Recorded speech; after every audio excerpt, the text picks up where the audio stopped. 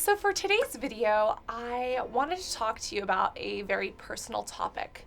I wanted to explain to you why I left the modeling industry and why I'm coming back. I'm here for Fashion Week in New York, and for those of you who don't know, before I had my career on YouTube, I was a runway model. And I was a runway model with severe cystic acne. People couldn't tell because I covered it up and I concealed it, but that was who I was, and I felt like I was living a lie. For me, having acne, I never felt beautiful. I never felt confident. But when I was a model, I felt like a blank canvas. I was a canvas that a designer or a makeup artist or a photographer could project their art onto, and together we could create something beautiful. And I know that sounds really sad, and it is, but at a time where I could not call myself beautiful, at a time where I could not find beauty in myself, I could work with other people to create something that I identified as pretty, which was eventually a stepping stone to me loving myself. And when I started posting videos on YouTube, I really was able to blossom because I was expressing myself as a model, but also as someone with acne. And it was a place, really the only place in my life, where both of these identities could live. And as my YouTube channel got a bit bigger, I needed help. And so I started working with different management teams, different managers, producers, all of these fancy people that all of a sudden were in my life and guiding me and telling me what to do. And you know, as a young girl who always wants to please my parents and always wants to make the right decision, I wanted to be a successful business girl. I wanted to be an entrepreneur. I wanted to do the right things. And someone that I was actually working with told me, "Model? Cassandra, you're not a model." And I was like, "Well, what do you mean? I've been modeling for 5 years." And this person said, No. You don't go to castings, and modeling doesn't pay shit anyways. You're not a model. You're gonna focus on this now." And at the time, it was true. Modeling doesn't pay-ish.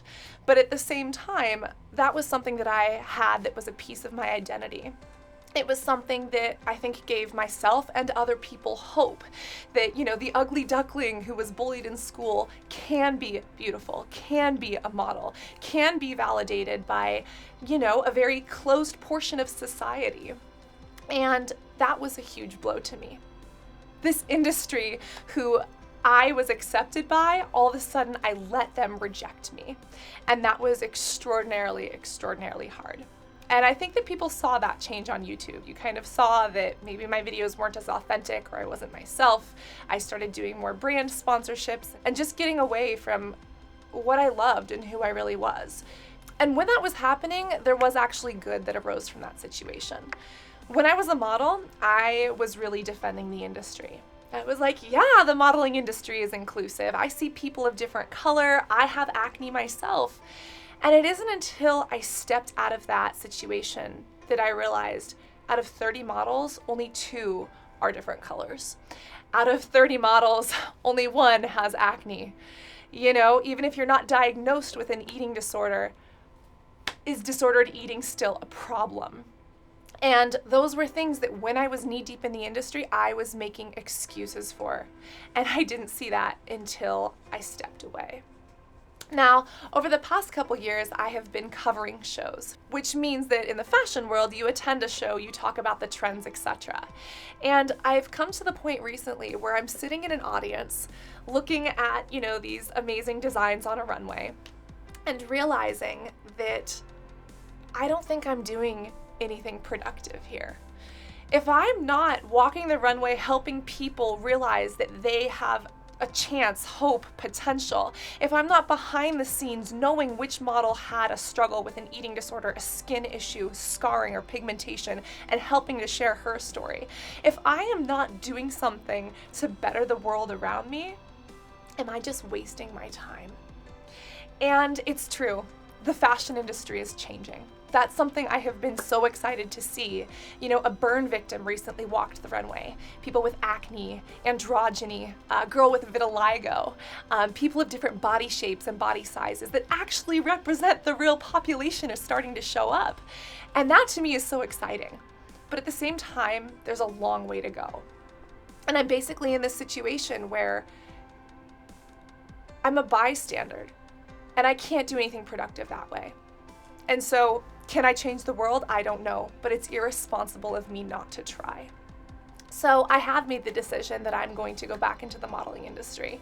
Am I scared? Absolutely. You know, I've grown a lot throughout that time. I have new lumps, I have new scars, my skin has changed, a lot has changed about me, and I think there's always going to be a fear of rejection. But at the same time, I've always said that the world is your runway. And if I can walk down the street and hold my head high, why can't I do that on the runway and try to make a difference in this world?